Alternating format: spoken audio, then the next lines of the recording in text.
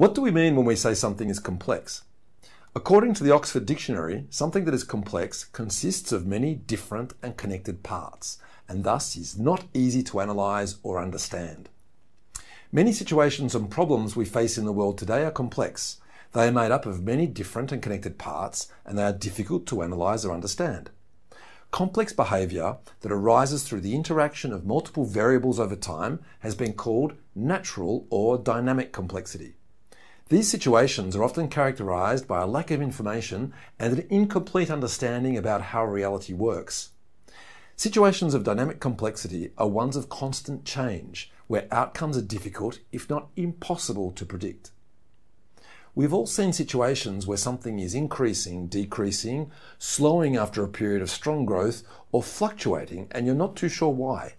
Maybe it's the level of unemployment, or the crime rate in your city, or the use of antibiotics. Or perhaps some actions have been taken to improve a situation or solve a problem, but they have had no effect, or worse still, they have had unintended consequences that have made things worse. These are all manifestations of complexity, as they are the result of a number of different, connected parts interacting over time. These 6 scenarios are the types of situations that we are going to learn to better understand in our class. Complex situations arise through the interaction of a group or a system of variables. In our class, we will use the word variable to refer to the parts or elements of a situation whose values can vary, increasing or decreasing over time. Variables can be tangible objects such as people, salaries and buildings, and also intangible things such as worker morale, customer satisfaction, love or hate. A system is simply a group of interconnected variables. As a task or situation includes more and more diverse and interconnected elements, it becomes more complex. As a general rule, the level of complexity in any situation or problem or task increases as the number of interacting elements, the variety of the elements, and the strength of the interconnectedness between the elements increase.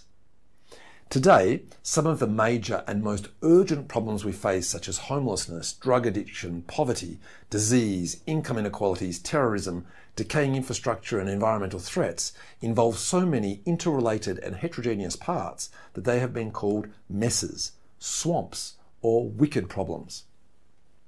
While complex behaviour does essentially arise through interactions, it is the nature of the variables and the relationships between them that makes these situations difficult to analyse or understand. Let's illustrate with a simple example. Imagine that you start a new company that sells an amazing, shiny new product. You engage in promotional activities to make your product known and generate sales. Proceeds from sales provide funds that you can invest in additional marketing and promotion, which leads to new sales. Over time, your sales grow. 4 variables are necessary to explain this growth. Can you see how they form a loop? The sales you made yesterday are fed back into the loop and will influence the sales we make today by financing new promotional activities. This is called feedback, and here it is driving our growth in sales. The adaptation that feedback provokes makes things complex. We'll look more closely at feedback in Chapter 2. It may take time for potential customers to learn of your product offering and make their purchase decision. There are sometimes delays in the relationships between variables. We discuss delays at the start of our next chapter. Of course, your competitors will begin to worry as your market share grows. When your market share reaches, say, 10%, they may develop a competing product or a more competitive product offer. It's not just your market share that gets them worried, but rather your level of market share. As their reactions differ depending on your level of market share, the relationship between these variables cannot be described by a simple straight line. This relationship, just like many others in the world around us, is nonlinear. Levels and nonlinear relationships make it sometimes difficult to link causes to effects or effects to causes, which also adds to the complexity and the unpredictability of the situation. We will see how some variables accumulate and how levels influence the relationships between variables in Chapter 3. After a period of rapid growth, sales slow as competitive pressures are felt. Your activity looks a little like this chart that we saw a few minutes ago. We can learn 3 things from this story. 1, the rapid growth and then slowdown in sales can be explained by 6 variables in interaction. 2, interactions between variables, feedback loops, delays, levels and nonlinearities all contribute to creating the observed behavior over time. And 3, drawing the interaction of variables helps us see these interactions at work and better understand them.